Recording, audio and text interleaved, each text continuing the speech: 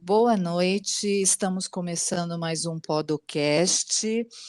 O meu nome é Valéria, eu sou podóloga e hoje o meu convidado, ele é o médico angiologista, coordenador do curso de medicina da Universidade Iguaçu. Ele é médico do exercício do esporte, ele é coordenador médico do departamento, ele é coordenador do departamento médico de base do Fluminense e coordenador médico da seleção brasileira de futebol.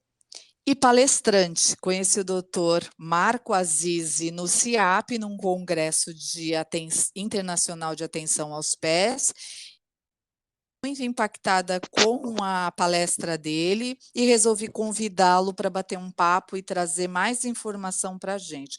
Boa noite, doutor Marco, e muito obrigado por ter aceito o meu convite tão prontamente. Boa noite, Valéria. É uma honra estar aqui com você. Muito obrigado mais uma vez pelo convite. Tivemos a honra de nos conhecermos no congresso no CIAP, no início do mês de março. Eu fui convidado pelo Bruno, que é o presidente do congresso, para fazer uma apresentação. O Bruno trabalha com a gente lá na podologia do Fluminense. E eu fiquei muito feliz com a receptividade que eu tive e com o interesse das pessoas. Eram 800 pessoas no congresso e o pessoal sedento por informações sobre os pés. Muito legal, né, doutor? Bom, muito bom. Para começar, eu queria que o senhor introduzisse contando um pouco da sua história na medicina e depois, quando o senhor ingressou para o esporte. Conta um pouquinho dessa passagem para a gente. sim, eu entrei na medicina em 1986. A medicina são 6 anos, formei em 1991. Depois ingressei na residência de biologia no serviço da Santa Casa de Misericórdia do Rio de Janeiro por 2 anos.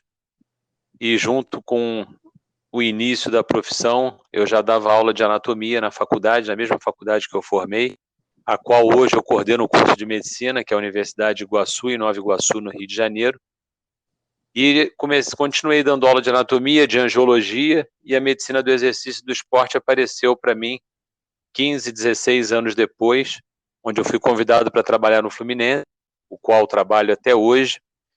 E lá no Fluminense, e estudando a medicina do exercício e do esporte, consegui aperfeiçoar um conhecimento bem interessante, juntar com a angiologia. Depois virei coordenador do departamento médico das divisões de base do Fluminense. Que eu coordeno as divisões de base da seleção brasileira da CBF, também nessa parte da medicina esportiva. Então é um campo muito interessante, muito bom, que faz com que a gente tenha um prazer muito grande em trabalhar. Só em ser médico já é um prazer. Que legal, né, doutor? O que não falta é trabalho, né? Sim, que não falta é trabalho. Agora fala um pouco para a gente, doutor, o que que faz um angiologista? Qual a diferença dele, por exemplo, para um cirurgião vascular? Sim. A Sociedade de Angiologia, ela hoje é chamada de Sociedade Brasileira de Angiologia e Cirurgia Vascular. A angiologia, lá no passado, não muito distante, eu posso te falar que depois da Segunda Grande Guerra, a angiologia foi uma dissidência da cardiologia, porque os cardiologistas estudavam o coração e as artérias e veias do corpo, a parte periférica. Esse grupo que estudava a parte periférica começou a se aperfeiçoar e desenvolveu a angiologia. Então nós tivemos alguns ícones na época, que nem se falava em ícone, para criar essa angiologia. Nós tivemos o Dr. Fernando Duque no Rio de Janeiro, junto com Rubens Carlos Meiol, e eles começaram a fazer parte da angiologia em si, ou seja, o estudo dos vasos. E aí o tempo foi se passando e muitas das doenças, das patologias vasculares, elas precisam de cirurgia. E muitos cirurgiões gerais começaram a se associar a esses angiologistas. E acabou sendo dada a cirurgia vascular. E hoje em dia nós temos uma divisão em angiologia e cirurgia vascular, onde eu posso resumir dizendo o angiologista trata da parte clínica e o cirurgião vascular faz a cirurgia. Em São Paulo, por exemplo, é muito nome de cirurgião vascular. Aqui no Rio ainda tem a parte de angiologia e cirurgião vascular, mas os dois juntos é um serviço em prol do bem-estar do paciente. Ah, entendi. Legal, legal. Gostei da sua explicação, perfeito. E quando é que eu devo procurar um angiologista? Ou não é assim que funciona? Ele tem que ser encaminhado pelo um cardiologista, por exemplo? Não, todo mundo que tenha hoje é bem fácil da gente entender com a pandemia, então, a história de que o Covid causa trombose venosa. Então, toda vez que você tem alguma alteração que possa ser suspeita de circulação, dores na perna, inchaço, que é o edema, mudança de coloração, mudança de temperatura da perna, isso você deve procurar um angiologista. E aí o angiologista vai fazer o exame e vai ver se aquela relação é estritamente vascular, das artérias e veias e linfáticos, ou se tem algum outro sistema associado, como, por exemplo, sistema ortopédico, sistema articular, sistema neural. Então, a gente tem a capacidade de conseguir distinguir isso e, quando necessário, encaminhar para esse outro especialista, como um ortopedista, um reumatologista, para nos ajudar no melhor para o paciente. Nossa, que legal. Doutor, fala um pouquinho da diferença ou da similaridade da vasculopatia e da neuropatia. São duas coisas que correm juntas. Quando o paciente tem uma neuropatia, o nervo, ele inerva a artéria, ou seja, ele chega na artéria para fazer a sua estimulação. E a artéria, por sua vez, ela leva sangue para o nervo, para manter esse nervo vivo. Então, esses dois funcionam em conjunto sempre. Porém, se um dos dois tiver alguma alteração, o outro vai sofrer. Um exemplo que eu posso te dar é o paciente diabético. O paciente diabético ele tem uma diminuição chamada de polineuropatia diabética, onde vários nervos estão doentes, e isso repercute no funcionamento da artéria. Então, a artéria perde o seu movimento de fazer uma contração e dilatação como deveria. E aí o paciente acaba tendo uma doença vascular, uma doença arterial, originada por um diabetes. E o mesmo acontece no sentido inverso. O paciente tiver uma alteração vascular, ele vai ter uma diminuição de sangue chegando no nervo, e esse nervo vai diminuir a sua função. E esse paciente começa a ter alteração que ele pode achar que é doença circulatória, e até acontece, mas ele começa a ter dormência, que são as parestesias, ele passa a diminuir a sensibilidade do pé ou de qualquer outra região periférica do corpo, das extremidades em geral. Entendi. Então, uma é amiguinha da outra, né? Sim, elas estão sempre juntas. Entendi. Existe alguma forma da gente prevenir alguma dessas doenças, ou pelo menos as mais corriqueiras que o senhor comumente vê no consultório? Sim, a gente consegue prevenir ou até diminuir a chance do surgimento disso. Na verdade, quando você tem uma doença dessa, isso é de origem genética, 25% dos fatores você já é. Então, se você tiver um pai ou uma mãe diabético, um pai ou uma mãe com uma doença arterial periférica, você já tem 25% de chance, quando nasce, de isso desenvolver no futuro. Mas o que acontece são os fatores que nós chamamos. A gente tem dois tipos de fatores: os fatores modificáveis e os não modificáveis. Os fatores que a gente chama de modificáveis são aqueles do nosso dia a dia, e os não modificáveis são aqueles que nós já temos. Por exemplo, os não modificáveis você tem o sexo, a idade e a história familiar. Então, se você já tem 25% da história familiar, já é um problema. Se você é do sexo masculino, você tem uma predisposição maior a fazer algumas doenças vasculares. E a idade, conforme a gente vai envelhecendo, a probabilidade vai aumentando.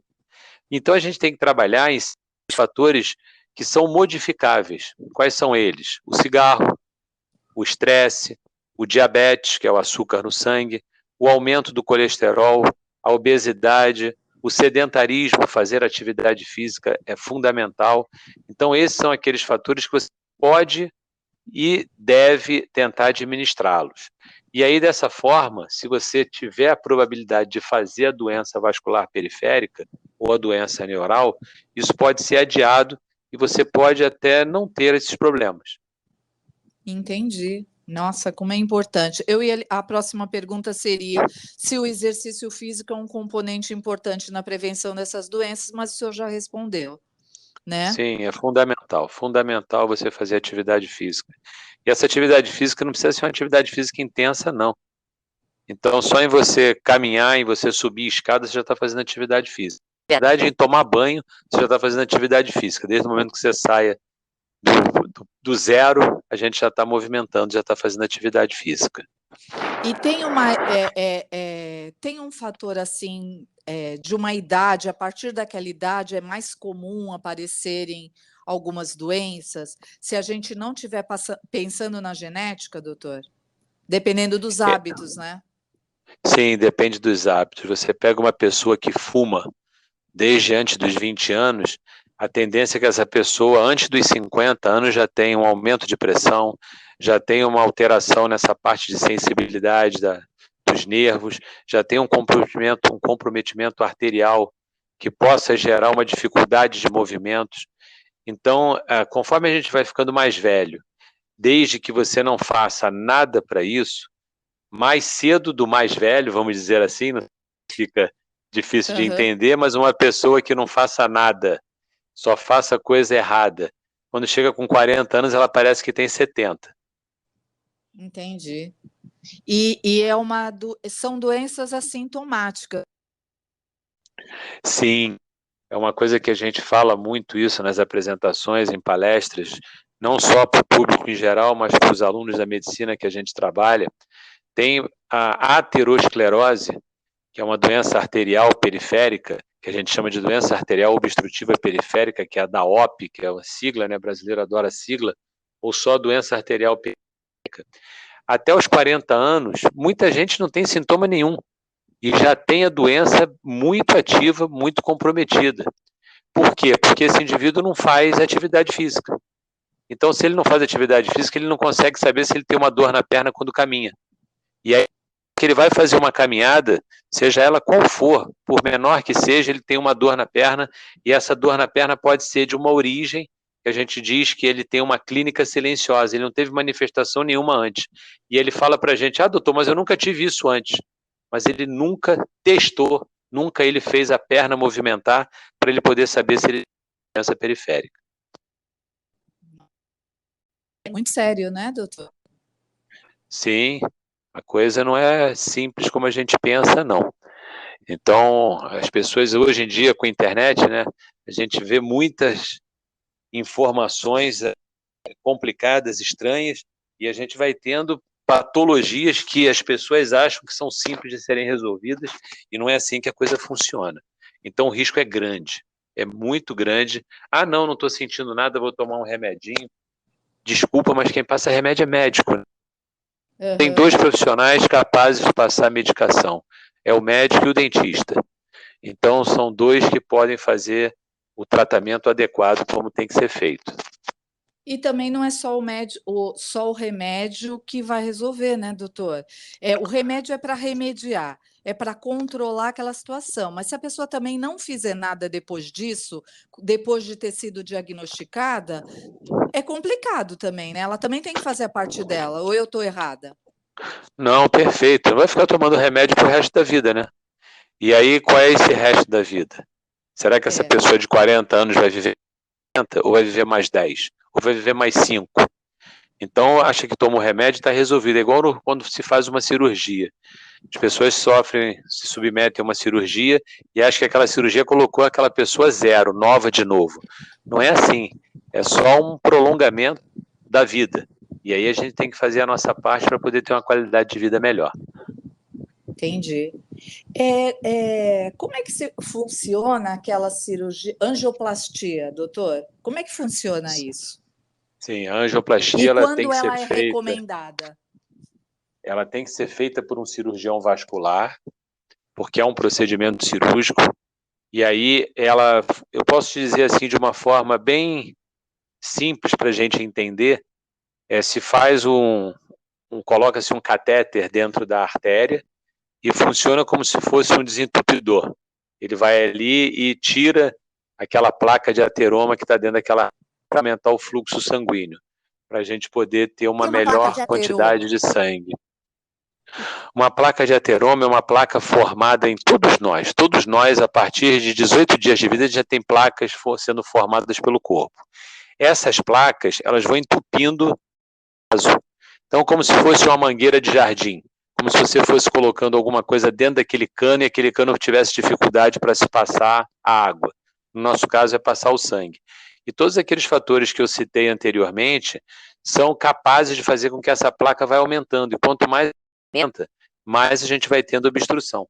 Então, vai diminuir a passagem de sangue. A gente tem que limpar aquilo ali, tem que desentupir aquilo ali. E a angioplastia é para fazer isso. Só que essa angioplastia, quando feita, você faz uma lesão na artéria, faz um machucado nessa artéria. E aí você precisa colocar dentro dessa artéria uma estrutura chamada stent, para que essa artéria não feche, senão a artéria vai colar e não vai adiantar nada do que você fez. Eu gostei, eu acho que dá para as pessoas. E fala um pouco do cateterismo, doutora. O que é o cateterismo? E por que uma pessoa não precisa seguir? Às vezes acontece, né? E por que ele é? Sim, o cateterismo. Porque a gente tem que assinar um monte de medo. O cateterismo ele é antes da angioplastia. Na verdade, você faz o cateterismo para você ver como estão as artérias. E depois você bota o outro aparelhinho para poder desentupir a artéria. Então, o risco existe sempre, existe risco, mas tem que se passar para o paciente explicar quais são as possibilidades. Cada um é dono de si, né? Então, se ele achar que não tem que fazer aquilo, ele pode dizer que não vai fazer. O médico, nenhum médico vai obrigar, a não ser numa emergência, de resolver aquele problema. Então, se ele tem uma artéria entupida, ele fez lá o cateterismo, diagnosticou a artéria, vai fazer angioplastia. Então, ele vai tirar aquilo ali. Na angioplastia, na ponta do catéter tem um balão. Esse balão infla para poder destruir aquela placa de ateroma, para poder voltar o sangue a fluir. Então, se assina vários termos de responsabilidade, que é para a pessoa saber o que está acontecendo com ela.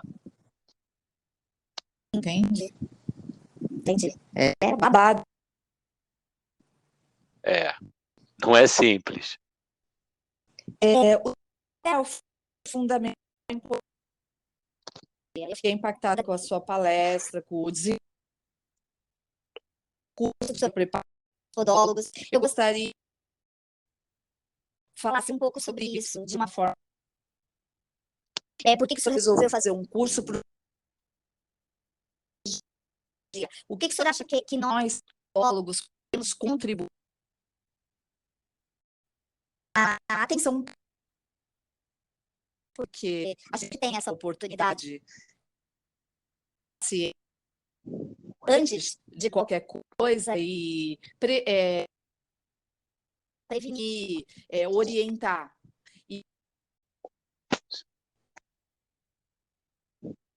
No CIAP, eu achei muito interessante da nossa conversa, que o senhor não tinha noção da quantidade de pessoas que poderia encontrar lá.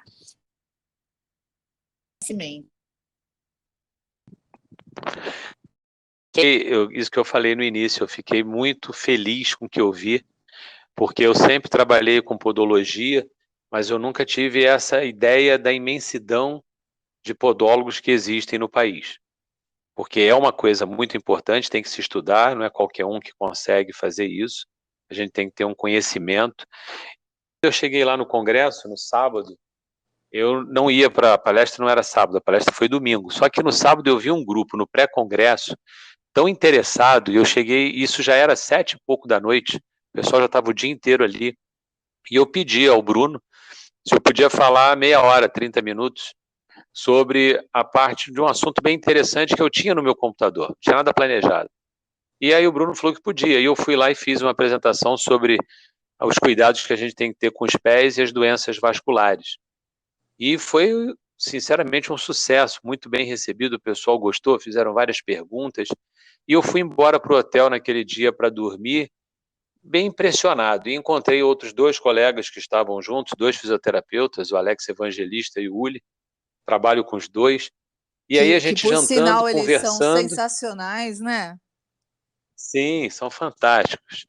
E aí a gente conversando na janta, nós três, aí o Uli e o Alex falaram, poxa, vou lançar o meu curso, vamos falar do nosso curso. Eu falei, como assim de curso? Eles, não, a gente vai fazer cursos para os podólogos. Eu falei, então eu também quero fazer. E aí, conversando com eles, fui para o quarto e fiquei a madrugada escrevendo, pensando, desenhando um modelo de curso para poder a gente usar para os podólogos. E aí a gente criou um curso chamado Anatomia Clínica e Funcional dos Pés. Por que anatomia? Porque é importante a gente entender de anatomia. O podólogo tem que saber tudo que ele está colocando a mão, que osso tem naquela região, que músculo tem ali, que artéria, que veia, que linfático. Então, criei um curso dessa forma, que a gente pensa, e vai ser um curso teórico e prático. Os podólogos vão pegar num pé, num osso, vão ver músculos nas peças anatômicas que nós temos, e, simultaneamente, fazer uma apresentação e a gente discutir os cuidados com artéria, com veia e com linfático. Então, como a gente está conversando aqui sobre doença arterial, sobre doença nervosa, sobre doença linfática, aquela perna que está inchada, o que aquele podólogo pode fazer para nos ajudar? Porque o paciente ele vai no podólogo e nem sabe que ele tem uma doença circulatória. E aí não é que o podólogo vai fazer o papel do médico, mas ele vai nos ajudar a fazer aquele paciente ir ao médico. Então, olha, essa sua perna está inchada, tem alguma coisa estranha. Esse pé aqui, o senhor está com pouca sensibilidade, ou ele está frio, ou a coloração dele está diferente. Então, como é que a gente faz esse diagnóstico? Então, é um diagnóstico que é feito por médico? Sim. Porém, o podólogo pode chamar a atenção do paciente para aquilo que está acontecendo. Tem uma lesão, tem uma úlcera. Será que aquela úlcera, esse paciente pode botar a perna para cima ou essa perna tem que ficar para baixo? Porque todo mundo acha que a dor na perna tem que botar a perna para cima, e não é assim. Então, é esse o objetivo do nosso curso, é fazer com que o podólogo abra o seu leque de informações e tenha condição de reconhecer. É um diagnóstico, o diagnóstico vem da palavra diagnose, que é reconhecer, não é para reconhecer para tratar, é reconhecer para indicar o paciente ao angiologista e cirurgião vascular para poder avaliar e ver se há necessidade de algum procedimento. Então, esse é o nosso objetivo. E aí, esse pensamento que eu tive, fiquei muito feliz, já tenho muitas pessoas inscritas no curso, a gente vai fazer o curso em Nova Iguaçu, na universidade, dentro da universidade. Eu penso que cursos têm que ser dentro de universidade mesmo, é diferente de congresso, onde a gente tem que estar lá numa imersão sábado e domingo e vai ser pouco para a gente ter essas informações todas. É muito bacana. Conto com a sua presença, Valéria. Ah, eu gostaria muito de ir. Doutor, eu assumi tanto compromisso com essa minha fome de querer aprender, porque eu venho de outro lugar, né? Eu já sou aposentada do mundo corporativo e comecei uma história com a podologia, com a saúde do zero. E eu estou há 2 anos na podologia. E eu comecei a assumir um monte de compromisso. Eu estou fazendo 2 cursos extra, o último período da faculdade e uma pós-graduação. Como eu já tinha uma graduação anterior, que não tem nada a ver, eu consegui entrar na pós-graduação. Então, é melhor eu parar e concluir isso que eu estou fazendo para depois eu fazer outra coisa, porque senão vai dar um nó aqui na cabeça. Mas eu fomento por conhecimento, eu estou sempre buscando, eu estou acompanhando, depois que eu conheci o senhor, comecei a acompanhar nas redes sociais, e parece que não, mas a gente vai tendo insights diferentes, e uma vez visto, não dá mais para desver, né, doutor?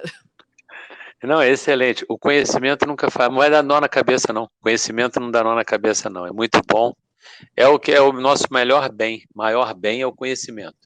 Então, quanto mais a gente puder entender, conhecer das coisas, agora, sempre como eu falo para os meus alunos na graduação, sempre com humildade, com tranquilidade, para a gente poder não achar que sabe tudo, porque a gente nunca vai saber tudo, mas vai cada hora Não. enchendo o conhecimento e a gente vai passando isso para as outras pessoas. Isso é o mais fantástico, é conseguir passar para as outras pessoas o conhecimento que você vai adquirindo, e essa é a sociedade, é assim que se faz a humanidade, a gente trocando informações em prol, sempre um do outro, em prol das pessoas, da humanidade em geral. Eu estou muito aberta, todos os meus convidados, eu me coloco na posição de aluno, sabe, para entender. Eu faço perguntas, às vezes, com respostas até que eu saberia, mas é que o meu intuito é levar para o nosso público final. A minha ideia é promover saúde, que as pessoas se cuidem mais, que elas não se negligenciem, que não é porque elas não estão sentindo dor que está tudo bem, não está tudo bem. Às vezes está tudo bem para ela, às vezes está com uma úlcera ali na perna um tempão, a perna de cor diferente, do pé, e ela fala assim: não, mas eu já estou assim há muito tempo, eu já escutei isso, eu já estou assim há muito tempo. É normal? Não é normal para você, para a Organização Mundial da Saúde não é. Então, acostuma. A pessoa acostuma com aquilo e acha que aquilo está normal e vai vivendo com aquilo e a coisa só vai piorando. É verdade. Então, a ideia é alertar as pessoas. Eu queria que o senhor falasse um pouquinho das doenças mais comuns que o senhor encontra no seu dia a dia e que provavelmente a gente encontre no consultório da gente e que pode alertar e abrir os olhos do paciente. A gente tem 3 grandes síndromes, que são as síndromes venosas, que são as veias, as síndromes das artérias e as síndromes dos linfáticos. A gente tem aí essa associação que pode começar precoce ou não. Das doenças venosas, são as doenças entre que nós temos, que é a insuficiência venosa crônica e as varizes, que são fáceis de identificadas, porém o paciente vai acostumando com elas, esse é o problema. A doença arterial periférica é aquela que você encontra o paciente com uma mudança de coloração no membro inferior, no pé principalmente, um frio no pé, ele diz que o pé está frio. E aí fica mais escuro, doutor? O mais escuro é na veia, o mais claro é na artéria. E aí ele começa a perder a sensibilidade, ele pode ter uma diabetes associado. E a terceira síndrome, que é a grande síndrome linfática, que cursa com inchaço, com edema nos pés. A veia também tem edema nos pés. Mas o linfático chama atenção, que é um edema diferente. É aquele paciente que diz que todo dia, no final do dia, o pé incha e nem sempre no dia seguinte desincha. Então ele vai contar para vocês. O podólogo é, como você disse, é o primeiro que vai atender. Eu costumo dizer que é igual guerra, é o soldado, é aquele que vai para a guerra primeiro.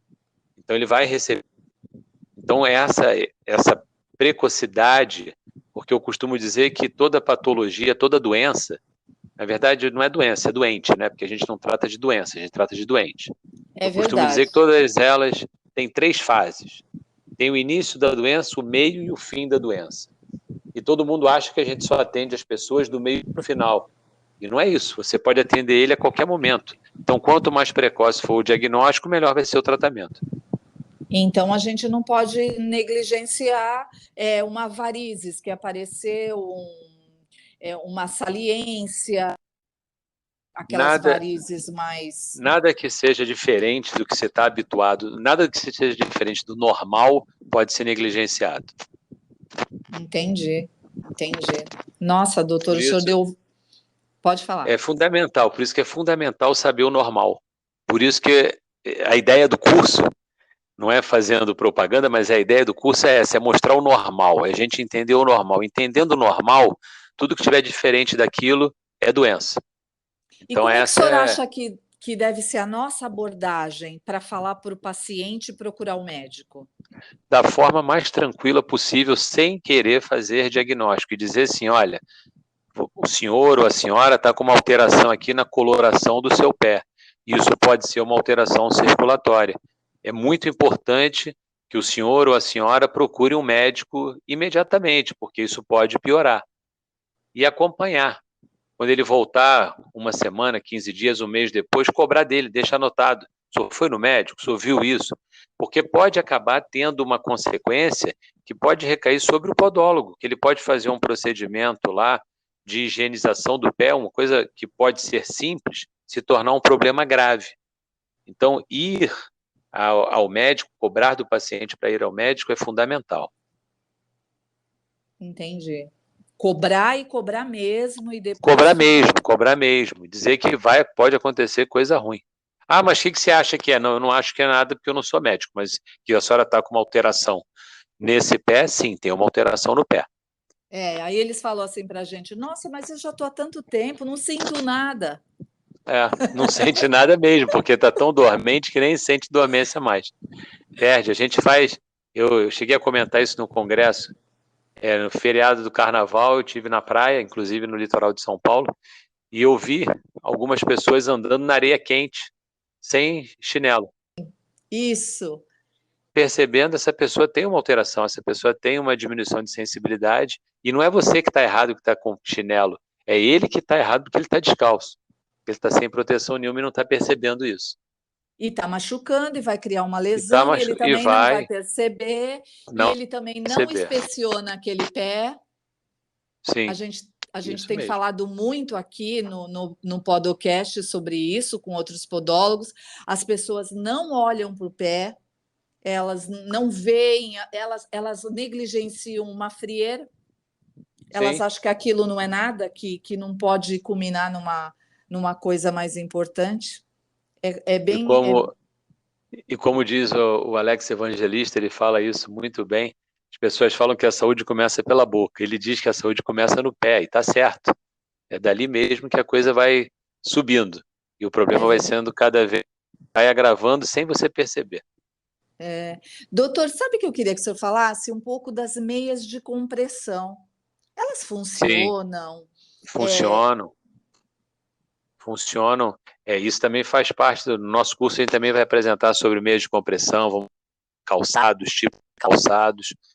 Então, as meias elásticas, que o pessoal chama de meia de compressão, ela tem que ser prescrita por um médico. Isso não é você comprar na internet, não é você ir numa loja de magazine qualquer e olhar e falar, vou comprar essa que é boa. Aliás, eu vou abrir um parênteses. Tudo tem que ser prescrito, ou para um médico, ou para o profissional daquela área, né? Porque tudo que é para todo mundo não é para ninguém. Não é, cada um tem a sua particularidade. Por isso que nós somos diferentes. Cada um tem o seu DNA. Então, Sim. você usar a meia indicado, desde que você tenha indicação para isso. Tem pessoas que não podem usar. O paciente que tiver uma alteração arterial, por exemplo, ele não pode usar uma meia de compressão, porque a meia de compressão vai apertar e vai diminuir a quantidade de sangue que chega no pé. Agora, de forma, o paciente não tem nenhuma ação e ele quer usar uma meia de compressão para melhorar o retorno venoso, o retorno linfático, é indicado. Eu uso, eu não saio de casa sem a minha meia de compressão. Ando com ela enquanto eu estiver na rua, só tiro quando chego em casa para tomar banho e dormir. E o senhor usa até a canela? Até o joelho? Até o joelho. Você usa uma meia 3/4, funciona muito bem de forma preventiva para doença circulatória venosa e linfática, não para doença arterial. Então, tem que ser avaliado por um angiologista ou por um cirurgião vascular a necessidade de usar ou não essa meia elástica. Isso que eu te falei, no nosso programa para o curso, a gente vai falar de meia elástica e vai tirar um monte de ideias, de lendas que surgem, que aquilo aperta, aquilo se usa errado, eu fico com dificuldade para calçar. É tudo forma de se ajustar, a gente se adapta. O ser humano é o melhor animal para a adaptação de tudo. E a gente pode usar meia de compressão preventivamente ou isso não existe? Sim, existe. É esse modelo que eu falei. Eu uso de forma preventiva. A gente pode usar. Mais orientada, porque ela tem várias graduações. Tem vários. O pessoal, de média compressão, não, a gente nem usa mais isso. A gente usa a graduação de 15 a 18 milímetros de mercúrio. Mercúrio é a pressão, igual o aparelho de pressão que a gente coloca e aperta no braço. É a mesma coisa. Então, tem de 15 a 20, 18 a 22, 20 a 30, 30 a 40. Então, a gente nem usa essa ação de leve, média. Todo mundo falava, quer usar, mas não quer usar uma leve, que acha que é ruim, nem quer usar uma de forte. Então, usa uma de média compressão. Isso é pura ilusão. A gente tem que se adaptar e ver. O médico tem que avaliar e ver o que serve para cada um. Sim, e depois tem que se adaptar mesmo. Se for para melhorar a tua saúde, vamos fazer o que tem que ser feito. Sim, claro. E não tem nenhuma dificuldade quanto a isso. E o pessoal fala assim, ela é cara. Ela é infinitamente mais barata que um remédio. Se você for tomar o remédio pelo menos por 4 meses, eu vou te falar que você ganha 4 vezes o valor de um par de meia elástica. É, né? E o remédio está fazendo um efeito que não é só para a perna, né? Ele está fazendo efeito no corpo inteiro. Você toma o Exatamente. remédio, você não vai botar o remédio na boca e vai dizer assim, você vai fazer efeito só na perna, e engole. Não, ele passa pelo corpo inteiro, então ele pode acabar repercutindo em alguma outra área que não era desejada. Legal o senhor falar isso como médico, né? Porque o remédio é para remediar, né, doutor? A gente tem que Sim, cuidar da saúde, ainda que seja necessário contra remédio. Mas todo remédio ele tem um efeito colateral. sim, é isso mesmo. Todos eles têm, Todos sem eles têm. exceção. Então a gente de remédio no nosso organismo e não faz a nossa parte, né? Que seria procurar Sim. meios para viver melhor. É o que acontece com o pessoal que tá com uma dor de garganta, toma um antibiótico. Não é assim. Isso é uma das piores coisas que tem na medicação. É o pessoal achar que tem que tomar antibiótico, tudo com antibiótico. O antibiótico vai destruindo não só o próprio indivíduo, como o próprio meio de cultura que a gente não vê, que é a parte que existe no meio ambiente. Isso é difícil de entender, mas acontece. Então, não tomem remédio, não se automediquem, sem o médico estar perto, sem o médico prescrever, não façam isso em hipótese alguma. Legal, doutor, legal o senhor falar isso.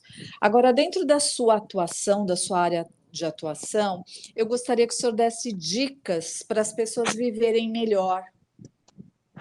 A principal delas é a atividade física. Depois, o controle do peso, controle do açúcar e o controle do colesterol. Isso sem falar que fumar, né?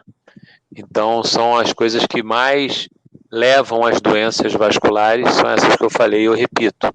É a falta de atividade física, é o aumento da glicose, é o aumento do colesterol, é a obesidade, o estresse. A gente vive em grande, é difícil, mas é uma possibilidade de tentar. Então, essas são as alterações que vão levar a essas doenças vasculares que a gente está discutindo aqui e que a gente pode mais à frente discutir em outras situações. A bebida alcoólica também, né, doutor?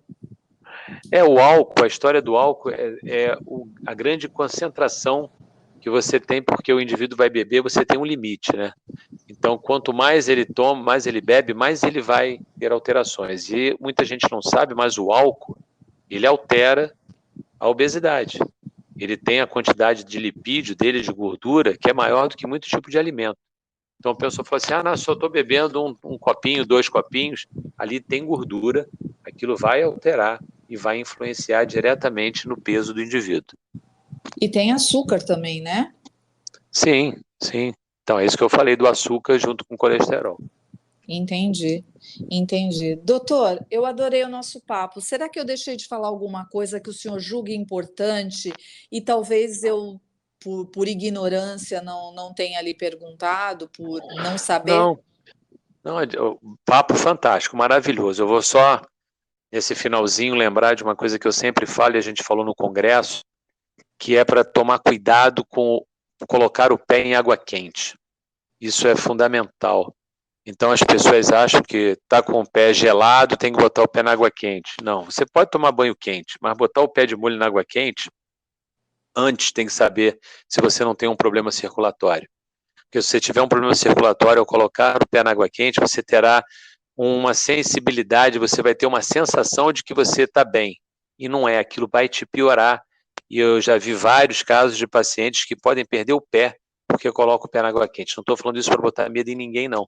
Mas é para a gente ter atenção. Então, aquele banho de escalda-pés, aquilo tem que ser muito bem feito. O paciente tem que ter certeza que ele não tem alteração nenhuma no pé. Tem que passar por uma avaliação médica para ele saber se ele pode realmente fazer aquilo. Na dúvida, não faz. Agora, o banho de água quente não há problema algum, pode ser feito sem nenhum risco. Mesmo que a pessoa não tenha nenhum sintomas, não tenha casos na família e não tenha nenhum problema circulatório que não saiba, né? O senhor acha legal, pelo menos uma vez por ano, passar por um vascular, fazer uns exames? Sim. É tão importante quanto as outras Mais importante, especialidades? sim, todas. Mais importante do que fazer exame é você ser avaliado pelo médico. Porque ele não está ali para pedir exame, ele está ali para examinar.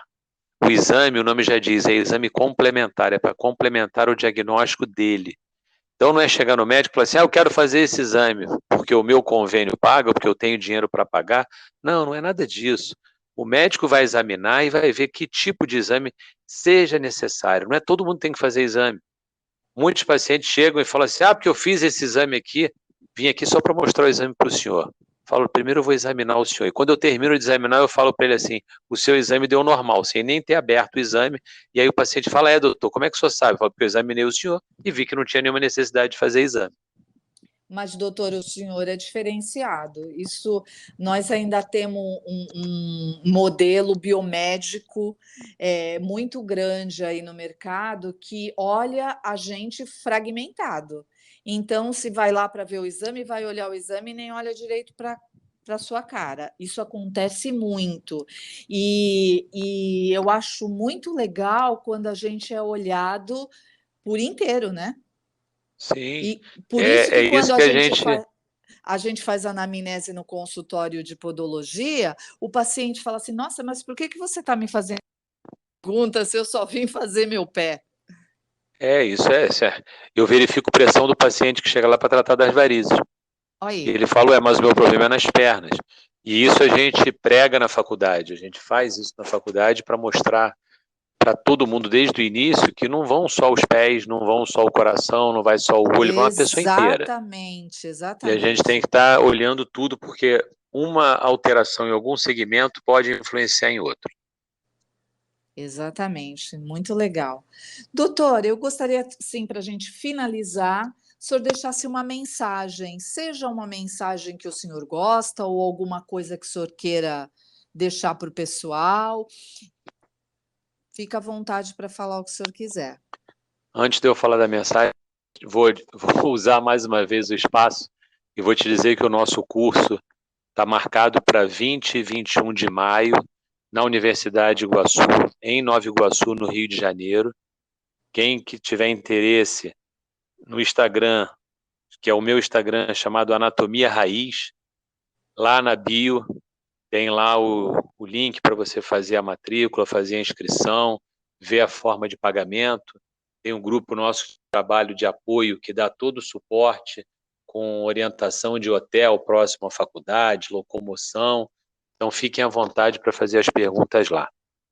A mensagem que eu deixo para vocês é: olhem os pés, não deixem de olhar os pés.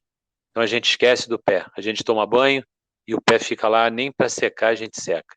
Então, uma tríade: seque entre os dedos do pé, evitem pisar em locais contaminados, água quente de molho no pé. Não põe o pé de molho na água quente.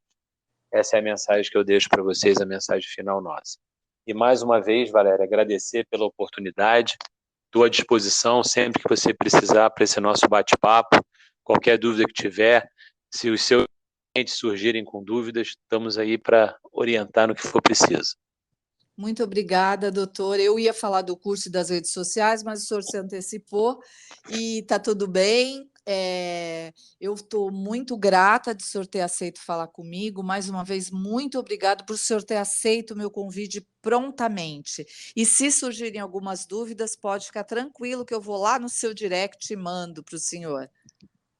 E fique à vontade, não só você, como todo mundo que nos estiver ouvindo, pode perguntar lá. Talvez eu não responda imediatamente pelo trabalho do dia a dia, mas a gente vai responder daquela pessoa. Sempre que eu faço a resposta, eu falo, a Valéria perguntou, a resposta é essa, para poder todo mundo saber e trocar as informações. Todos são sempre bem-vindos. E a gente está sempre aprendendo. Tá bom, doutor. Então, para o pessoal aí que é da podologia, que ouvem muito podcast, eu estou tendo um feedback muito bacana, apesar do meu intuito de ser o público final, tem muitos colegas ouvindo. Repete de novo o seu Instagram. Anatomia Raiz. Então é só Anatomia entrar na Raiz. Anatomia Raiz e fazer as perguntas lá, que é onde tem o curso. Eu tenho um outro Instagram, que é o Angiologia do Esporte. É uma parte voltada para a medicina esportiva ligada à angiologia. Mas esse Anatomia Raiz, o pessoal da podologia entrou lá depois do congresso, foi Nossa, é muito bom, a gente tem maravilhoso. respeito. feito várias respostas lá, muito bom. Todos são sempre bem-vindos. E o curso é só para podólogo, tá? Não vai entrar nenhum outro profissional, nem nenhum outro curioso que possa surgir aí no mercado querendo ir lá. O podólogo, inclusive, tem que ter comprovação que é podólogo, tá bom? Muito legal, doutor. Nesse eu não vou, mas no próximo o senhor pode ter certeza que o senhor vai me ver lá. É um prazer. Obrigado. Obrigado, doutor. Boa noite. Muito obrigado mais uma vez pela sua atenção, viu? Obrigado.